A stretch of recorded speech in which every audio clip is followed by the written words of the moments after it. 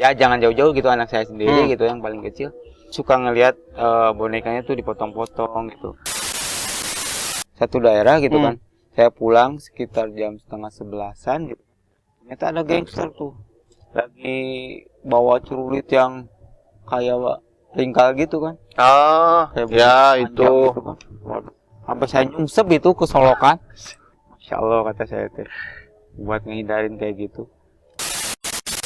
Jangan masjid itu cuman tinggi, meningkat, ditutupin aja. Kalau ketika ada anak kecil masuk, dimarah-marahin sama itu. Kan kebanyakan seperti itu.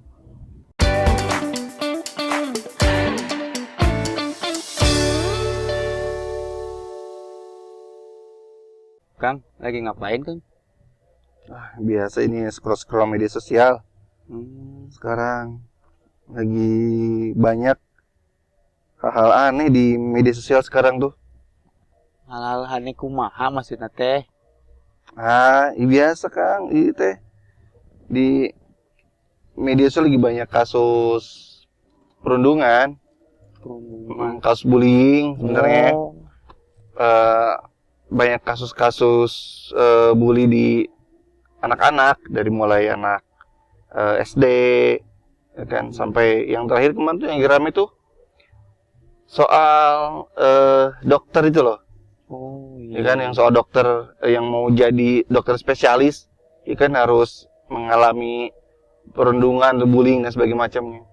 Jadi lagi rame sekarang kasus-kasus itu. Gitu.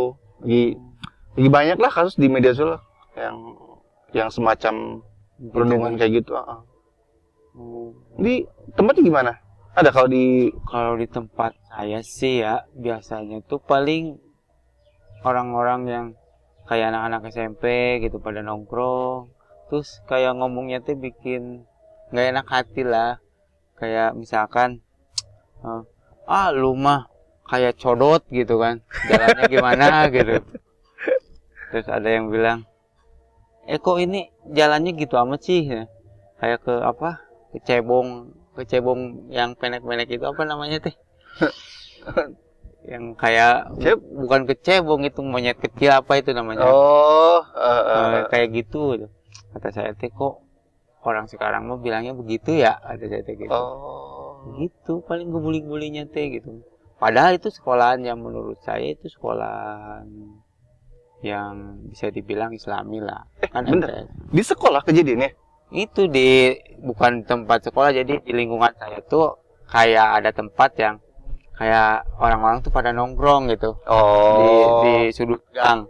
Sudut gang itu kan ada warung, jadi kayak yang nongkrong aja gitu, terus ngomongnya teh ya gitu, saling ngebully gitu. Jadi seolah-olah teh hal yang biasa aja gitu kan. Gitu. Apalagi di jam-jam istirahat sama pulang sekolah tuh pasti aja banyak gitu kan. Gitu. Jadi ya kalau menurut saya sih kayak pendidikan mah pendidikan gitu, orangnya tuh nggak kayak yang terdidik gitu. Nah itu kenapa tuh bisa kayak gitu? Maksudnya kenapa kok banyak banget kayak dari mulai anak kecil nih, dari mulai anak kecil kan. Jadi gini, kemarin aja saya sempat lihat tuh. Ini udah menurut saya levelnya udah sangat parah. Jadi ada satu tempat yang saya tidak bisa ngomong juga. Ada satu tempat itu yang dia itu katanya berantem dari sekolah. Jadi berantem dari sekolah, habis itu naik angkot berantem, sampai turun angkot mau pulang ke rumah nih di gang itu masih berantem. Entah bagaimana katanya salah seorang itu nemu pisau, dibacokin ke temannya, itu sampai darah. Gitu. Itu sampai selevel itu. Nah kira-kira ini mulai anak kecil aja udah begini, kenapa nih bisa kayak gitu? Ya mungkin yang kalau menurut saya sih ya pribadi gitu kan, ngelihat anak sendiri gitu kan. Kalau lihat YouTube gitu kan, anak-anak kecil itu suka yang yang dia tonton itu kayak hal-hal yang ke arah situ gitu. Kayak main pistol-pistolan, ternyata dia bawa pisau gitu kan, motong-motong apa sampai ya bonekanya itu dipotong-potong gitu kan. Mungkin terinspirasi dari situ atau gimana gitu kan, bisa jadi kan. melihat YouTube yang seperti itu yang seolah-olah anak kecil lagi nonton animasi, ternyata animasinya yang ngebuat pikiran anak itu berimajinasi bahwa hal seperti itu hal yang biasa gitu. Oh, berarti sebenarnya bisa dimulai karena tontonan yang tidak layak gitu kali ya? Mungkin bisa jadi, karena setiap saya melihat gitu kan anak-anak kecil, ya jangan jauh-jauh gitu, anak saya sendiri gitu yang paling kecil suka ngelihat bonekanya tuh dipotong-potong gitu. Itu tonton, talu. Itu tontonan apa? Tontonan apaan itu? Kenapa ada tonton boneka dipotong? Iya, kayak psikopat kayak gitu. Kayak di Cina gitu kan, kayak kartun Cina. Udah saya blokir beberapa kali, tetap aja ada gitu kan. Oh gitu. Di YouTube itu. Ada yang tontonan itu kayak Cina gitu, tulisannya mah Cina gitu. Ngomongnya juga kayak ngomong ayang gitu kan, kayak orang Cina gimana gitu. Kagak paham lah ya. Tapi anak saya tuh seolah-olah tuh dia ngikutin aja tuh.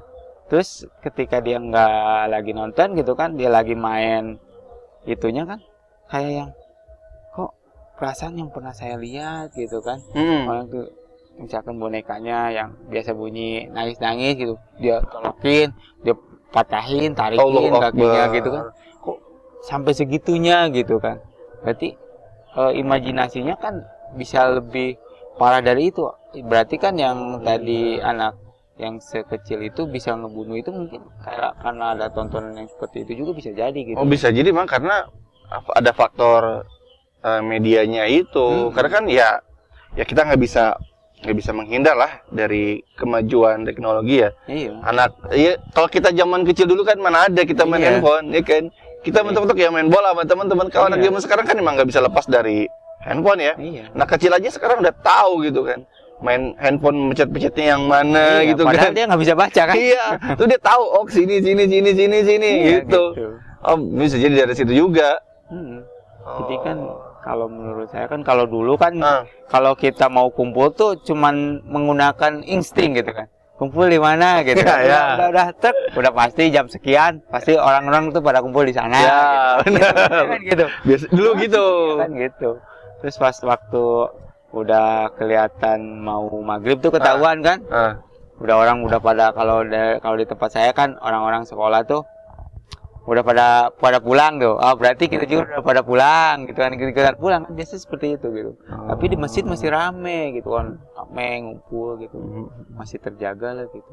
Kalau sekarang kan mau maghrib sampai isya gitu kan. Orang-orang masih pada nongkrong gitu kan di jalanan, lagi nungguin angkot lah. Padahal angkot itu kosong, ya dia lewatin gitu. Oh, gitu. Dan yang bikin parahnya lagi, si orang tua tuh nggak ngomong kamu tuh udah habis dari mana ya. Jadi peran orang tua juga kalau menurut saya pribadi sih kayaknya kurang gitu. Oh, berarti dia karena nggak dapat perhatian di rumah, jadi nyari perhatian lah dia di luar sama teman-temannya.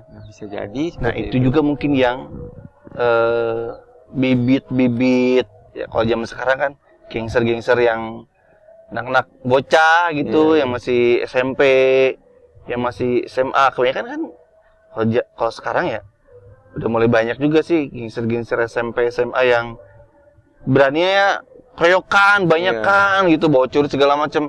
Saya sempat lihat juga soalnya kayak gitu. Tapi kalau sendirian ya saya pernah tuh dulu lihat pas waktu ikut pengajian di satu daerah gitu kan. Saya pulang sekitar jam 10:30 gitu. Ternyata ada gangster tuh lagi bawa celurit yang kayak ringkal gitu kan. Ya itu gitu kan. Sampai saya nyungsep itu kesolokan. Masya Allah kata saya tuh, buat ngehindarin kayak gitu. Jadi ya itulah, kita berani tapi ketika banyakan mah kita juga takut gitu. Iya. Nah, dia bawa senjata. Iya gitu dia. Makanya aduh, kadang-kadang saya lebih bawa jaket yang ada plastiknya itu kan. Yang nanti jatuh itu, kalau jatuh kan. Oh iya tahu. Kalau malam saya suka pakai kayak gitu tuh biasanya. Aduh, kuat ngejaga kan. Gitu.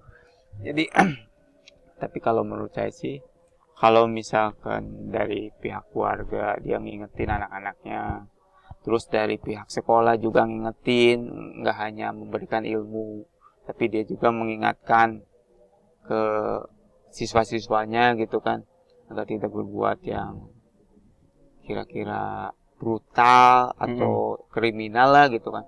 Tapi kan kalau sekarang mah dibilangin juga anak-anaknya, alasannya kan anak-anaknya gitu kan dibilangin, karena sudah dibilangin tapi anak-anaknya masih ngeyel gitu kan. Berarti ada faktor yang lebih dominan gitu kan gitu. Jadi kalau menurut saya sih pergaulan itu tergantung dari lingkungan yang keseharian di lingkungan itu seperti apa gitu. Gitu sih kalau menurut saya mah. Tapi ketika kita lingkungan yang Islami gitu kan, kayak misalkan di suatu wilayah itu ada pesantrennya, ada masjidnya besar gitu kan, terus orang-orangnya sering ke masjid gitu, mungkin lebih terjaga gitu kan. Oke. Berarti selain faktor dari keluarga dan di pendidikan, berarti ada faktor lingkungan juga, biar anak tuh kayak nggak jadi gangster, nggak jadi pembuli segala macam. Berarti ada faktor lingkungan juga ya? Faktor lingkungan juga. Nah, gimana tuh cara agar lingkungan itu sehat lah, baiklah buat anak-anak gitu? Gimana caranya tuh?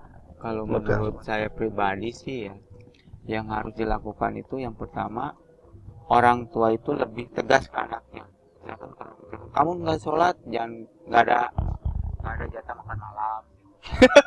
Hukumannya misalkan gitu kan, nggak ada jatah makan malam gitu. Gitu aja. Gitu. Hal-hal yang sepele itu bisa membuat orang lebih daripada gua nggak makan, mendingan gua sholat aja gitu kan, ke masjid lah gitu. Misalnya ke masjid dulu aja lah gitu. Terus di masjid pun, kalau menurut saya lebih enaknya masjid itu dibuat semenarik mungkin, kayak ada mainan apa serodotannya atau apalah gitu. Buat anak-anak. Buat anak-anak kita ada permainannya lah gitu. Jangan masjid itu cuman tinggi meningkat, ditutupin aja. Kalau ketika ada anak kecil masuk dimarah-marahin sama itu. Kan kebanyakan seperti itu. Udah mah dapat sumbangan dari masyarakat, sampai ngecek-ngecek di jalan gitu kan. Udah jadi ditutupin, dikunciin gitu kan. Kayak nggak bermanfaat amat gitu kan, gede-gede. Oh iya, banyak musim kayak gitu sih. Banyak lah. Tempat lingkungannya itu dibuat nyaman gitu, buat anak muda lah, buat bapak-bapak gitu. Plus buat anak-anak. Plus buat anak-anak gitu kan. Biar apa? Ya biar anak-anak itu lebih suka di masjid dibandingkan di tempat-tempat yang sama ngumpul sama teman-teman yang gak jelas gitu ya. Gak jelas gitu kan, lebih seru lah gitu. Gak jelas, bikin gangster, bikin apa segala macam. Kan lebih, kalau menurut saya kan lebih enak lah kelihatannya gitu kan. Ditambah lagi orang yang pertama sih dari keluarga itu lebih tegas gitu kan. Sesibuk apapun itu orang tua, minimal dia bisa ngingetin lewat HP-nya gitu kan gitu. Minimal ya itu. Minimal bisa ngingetin lewat HP-nya lah. Lewat lima waktu itu. Kan pasti zaman sekarang tuh anak-anak udah punya HP dan orang tua pun tahu kan nomornya. Pasti. Kan, masa dalam 5 waktu? Berarti kan udah ketahuan kalau misalkan nggak dikasih tahu, orang tuanya juga kayak begitu ya. Gimana kita mau ngerubah lingkungan itu kalau di pihak dari keluarganya aja tidak ngedukung itu gitu kan. Gitu. Berarti memang yang faktor utama itu ada di rumah dulu ya. Di rumah dulu, kalau menurut saya. Kalau misalkan rumahnya baik ya insya Allah keluarga baik. Dan anak-anak yang dihasilkan pun ya insya Allah anak yang baik. Gitu. Insya Allah. Pun ketika dia nongkrong segala macam, ya nggak akan sampai ngerusuh lah, tapi malah akan bermanfaat nongkrongnya. Kayak tongkrongan sehat. Iya. Mantap.